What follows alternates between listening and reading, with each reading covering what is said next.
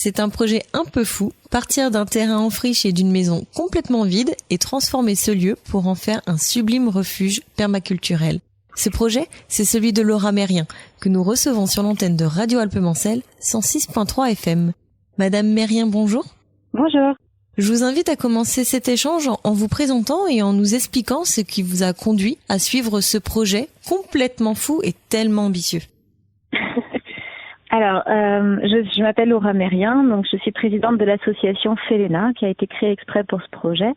Je suis éducatrice canine depuis quelques années et donc passionnée par les chiens depuis ma plus tendre enfance.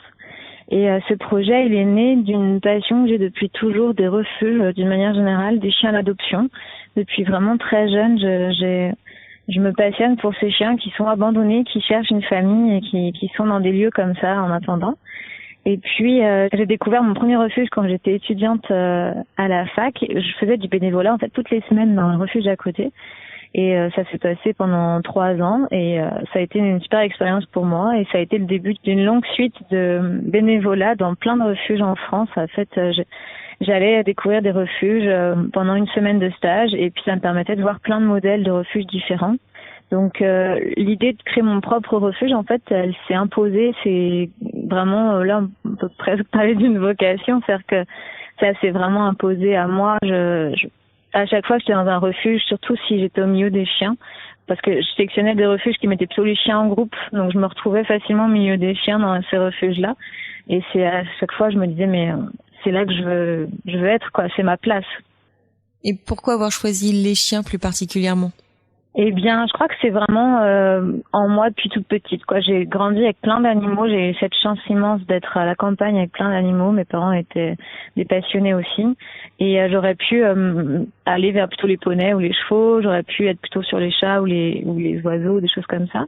Et non, ça a toujours été les chiens, et j'ai pas vraiment d'explication. J'ai toujours été passionnée par les chiens.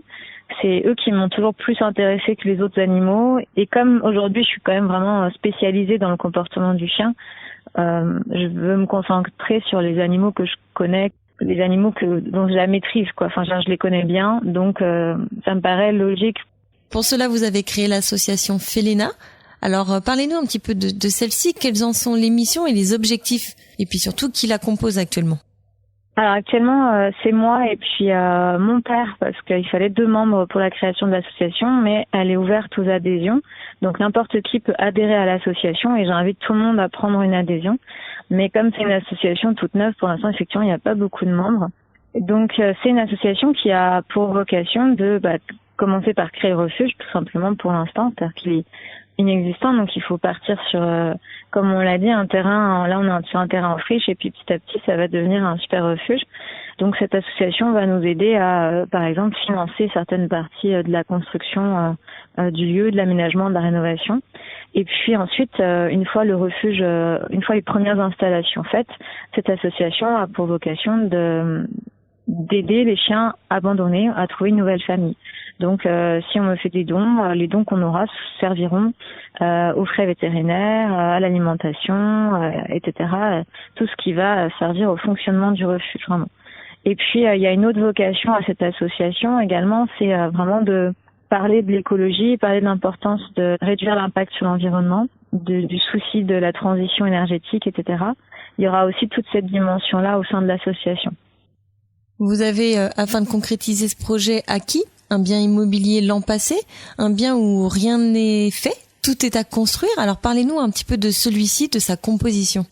Alors c'est un terrain de 12 000 mètres carrés, donc c'est un peu plus d'1 hectare, qui a été laissé à l'abandon pendant au moins 10 ans. Donc c'est uniquement des ronces, des petits arbres, des arbustes, des épines, des choses comme ça. Donc là, c'est un travail de défrichage pour commencer, pour que le terrain soit net, qu'on puisse commencer à mettre des animaux ensuite qui vont entretenir pour que ça reprenne pas.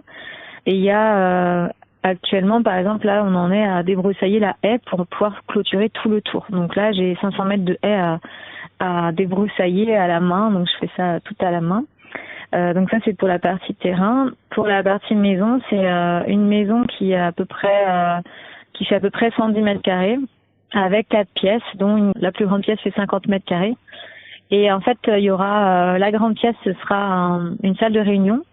Il y aura ensuite une autre pièce qui va servir de dispensaire, infirmerie, salon de toilettage, laverie, etc. Tout ce qui est autour du soin finalement. Il y aura une petite pièce un peu studio pour que les gens puissent cuisiner, prendre une douche, aller aux toilettes, etc. Il y aura une pièce accueil du public, bureau, boutique, une petite pièce qui va vraiment servir à ce que les gens viennent frapper aux portes du refuge. Et puis en haut, on fera peut-être j'aimerais beaucoup faire un dortoir au niveau du grenier pour qu'on puisse avoir des gens qui se reposent ou qui viennent passer quelques jours sur place s'ils veulent. Et la maison actuellement, elle est vraiment vide, c'est-à-dire qu'il y a juste ces murs, le toit, et il y a un semblant d'électricité, mais qui sera à refaire parce que on sait pas vraiment comment ça a été fait. Donc il y a tout à faire. Il y a la plomberie, l'isolation, tout est à faire. Changer les portes et les fenêtres pour que tout soit bien isolé et puis que ce soit bonne dimension pour accueillir des personnes à mobilité réduite, par exemple. Donc vraiment, il y a un énorme chantier, quoi. Vous parliez tout à l'heure d'un refuge permaculturel. Alors qu'entendez-vous par là? Alors, permaculturel, c'est il y a plusieurs aspects. Ça veut dire, par exemple, essayer de produire de la nourriture sur place, c'est-à-dire avec un potager, des arbres qui produisent des fruits, des arbustes, des plantes grimpantes, tout un tas de végétation comme ça qui va produire une alimentation tout en embellissant le milieu, tout en favorisant une biodiversité, tout en faisant de l'ombre, etc. Il y a un aspect aussi sur la gestion de l'énergie. Ça veut dire, par exemple, on va récupérer l'eau de pluie pour s'en servir pour le nettoyage des cabanes des chiens, qui va ensuite être passé à la phytoépuration, pour ensuite aller dans une mare qui va alimenter le potager en arrosage, etc., etc. Donc on ne gaspille rien, vraiment. L'eau va faire tout un cycle jusqu'à la fin. On va s'en servir tant qu'on peut. L'énergie aussi, ça va être plutôt une production. On va essayer de produire un maximum d'énergie sur place. Alors l'éolienne, je suis pas sûre que ce soit le meilleur choix à faire, mais par contre des panneaux solaires, des choses comme ça, c'est totalement envisageable pour essayer encore une fois d'avoir un peu d'autonomie, tendre vers l'autonomie sur place, quoi. Et donc après la dimension permaculturelle, c'est vraiment une dimension qui est très large. C'est à la fois la nature, tout ce qui est produit, là, le respect du sol, mais c'est aussi le respect de l'humain, c'est aussi les éco-constructions, ça englobe beaucoup de choses, quoi. Et vous pensez pouvoir accueillir combien de chiens? Mon objectif à l'heure actuelle, ce serait d'arriver à 50. Je pense qu'on pourrait en avoir plus, mais je ne pense pas que ce soit raisonnable pour le bien-être des chiens. Je pense que au-delà de 50, on risquerait d'avoir des chiens qui se retrouvent un petit peu trop nombreux dans les parcs, un peu trop serrés, trop de tension, trop de boulot. Donc déjà, quand on arrivera à 50 chiens, ce sera un immense travail à faire. Donc ça me paraît raisonnable de s'arrêter à ce chiffre-là. Mais ça va pas se faire d'un coup. C'est pas du jour au lendemain, on aura enfin tout construit et on va accueillir 50 chiens. Ça va vraiment être au compte-gouttes en fonction du budget, en fonction du temps, en fonction des gens qui vont m'aider. Il y aura un chien, 2 chiens, 3 chiens qui vont arriver et puis ça va commencer à augmenter petit à petit en essayant d'être le plus raisonnable possible pour jamais justement être en difficulté financièrement, par exemple. Et pour entretenir et s'occuper au mieux de tous ces occupants, je suppose que vous pensez également à recruter peut-être du personnel? Oui, mais alors ça, ce sera vraiment pas envisageable tout de suite parce que tout le budget qu'il y aura consacré sera d'abord dans l'installation, donc la création des parcs, des clôtures, des portails, des cabanes, un petit hangar pour stocker du foin, du matériel, la rénovation de la maison qui va quand même demander un certain budget en fonction, encore une fois, de l'aide que je vais avoir. Je peux pas chiffrer, mais ça va demander un sacré budget, donc une fois qu'on aura déjà dépensé tout cet argent pour les installations, il faudra encore de l'argent pour s'occuper des chiens, les nourrir, petit peu de vétérinaire. Donc vraiment, pour envisager d'employer quelqu'un pour m'aider sur place, il faudra déjà avoir suffisamment de finances pour entretenir le lieu. Mais évidemment, j'adorerais en arriver là, c'est-à-dire que c'est évidemment l'objectif, c'est d'être comme n'importe quel refuge à l'heure actuelle, d'avoir effectivement des gens sur place pour aider et d'être assez connu justement pour avoir de l'aide financièrement, quoi. Là, vous avez commencé déjà peut-être même très certainement à chiffrer, on va dire, l'étendue de vos besoins. Alors, pour être tout à fait honnête, non, j'ai pas vraiment chiffré. Je connais à peu près les tarifs pour tout ce qui est clôture, etc. Ça, c'est à peu près chiffré. C'est quelques milliers d'euros pour faire tout ce qui est achat de pieux, achat de poteaux, achat de clôture, de grillage. Après, il y aura une dimension récup sur le lieu. Ça veut dire que les cabanes, par exemple, qui vont être faites pour les chiens, il y aura pas forcément de l'achat de bois à chaque fois. Si ça se trouve, je vais avoir, c'est ce que j'aimerais beaucoup. En tout cas, j'espère qu'il y a plein de gens qui vont nous offrir des planches, qui vont nous apporter du bois dont ils ne se servent pas, ou des charpentiers qui auraient du bois dont ils ne se serviront pas. Enfin, un maximum de récupération, des vieilles portes, des choses comme ça qui peuvent être réemployées, des fenêtres aussi, par exemple, qui peuvent être réemployées. Donc, vraiment, si on a de l'aide, si on a des dons en nature, si on a un maximum de personnes qui s'intéressent au projet et qui aident à récupérer des matériaux, ça nous permettra de faire un maximum de construction en récup avec du coup à moindre coût.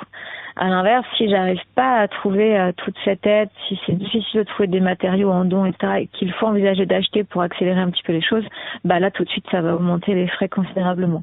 Et pour la maison, c'est la même chose. Pour la maison, ça va dépendre s'il y a un artisan bénévole qui nous aide à faire, admettons, une partie de la plomberie, voire toute la plomberie, imaginons, ce sera des frais énormes qui seront évités. Mais à l'inverse, si c'est pas possible, il faudra payer et à ce moment-là, il faudra l'argent pour. Donc en fin de compte, si on devait chiffrer, oui, c'est une somme qui est folle, que je n'ai pas actuellement, que l'association n'a pas actuellement. Mais dans le fond, ça va se faire progressivement. Il n'y a pas d'urgence en soi, donc tant qu'il n'y a pas les fonds, c'est juste que ça va pas avancer beaucoup. Mais il n'y a pas d'urgence. Et ça va se faire petit à petit. Et puis on va essayer d'avoir un maximum de dons au fur et à mesure de l'avancée pour accompagner le projet, quoi. Donc là, vous en êtes au tout début de votre projet. Vous espérez pouvoir accueillir vos premiers pensionnaires et ainsi rendre possible leur adoption dans combien de temps ? À la base, quand j'ai acheté la maison, j'espérais prendre 2 ans pour commencer les premiers aménagements et avoir les premiers chiens. Là, il y a un tel travail de défrichage que j'ai un peu sous-estimé, je le cache pas.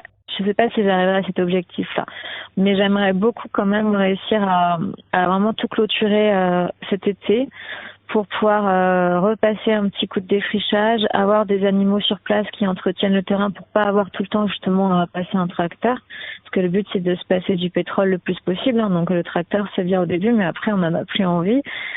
Donc ce sera des chèvres par exemple qui vont entretenir le lieu. Et donc cet hiver j'aimerais beaucoup, si j'ai réussi à avancer sur tout ça et si j'ai eu de l'aide qui m'a aidé, j'aimerais beaucoup qu'on avance sur l'installation des clôtures pour commencer les premiers parcs et puis après les premières niches ou cabanes pour les chiens et les chèvres, etc., pour avoir éventuellement les premiers pensionnaires.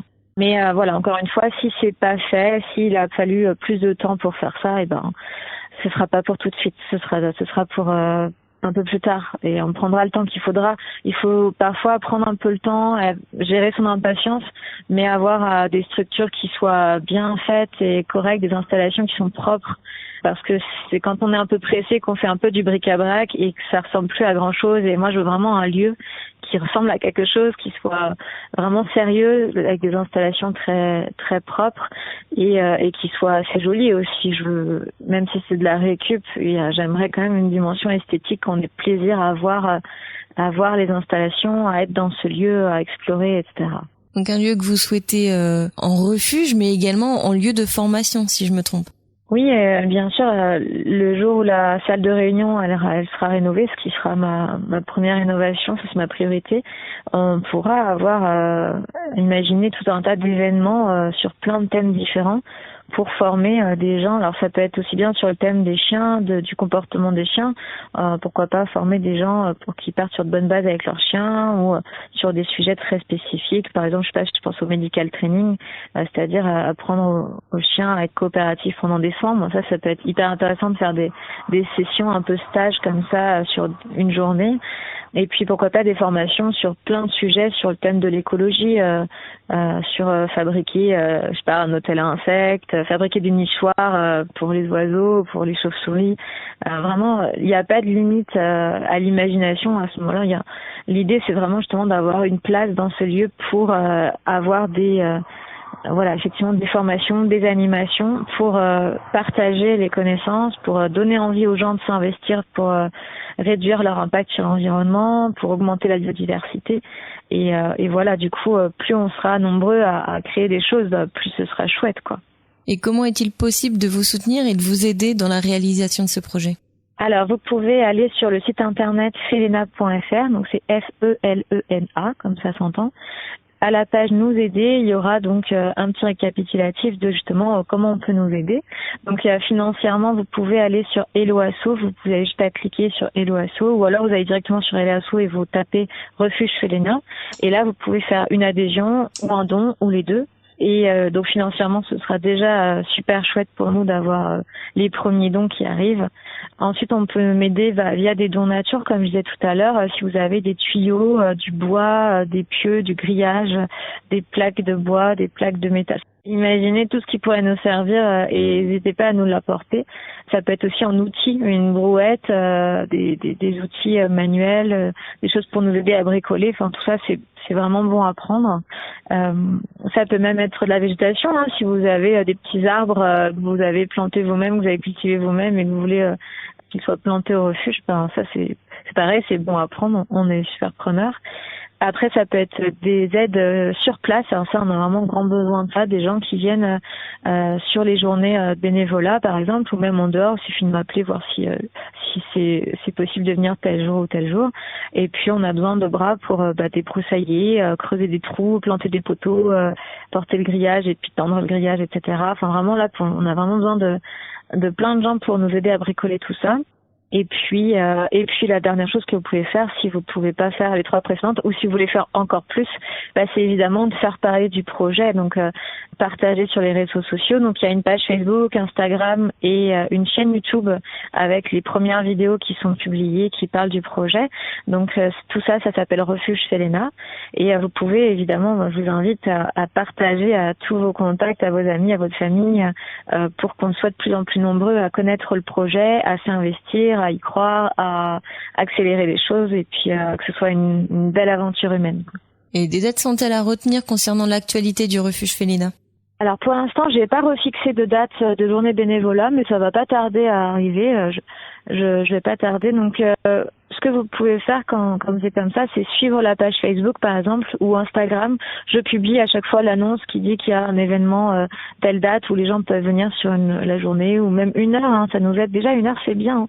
Ou même si vous pouvez pas aider et vous voulez apporter juste votre joie et votre bonne humeur, et c'est avec joie.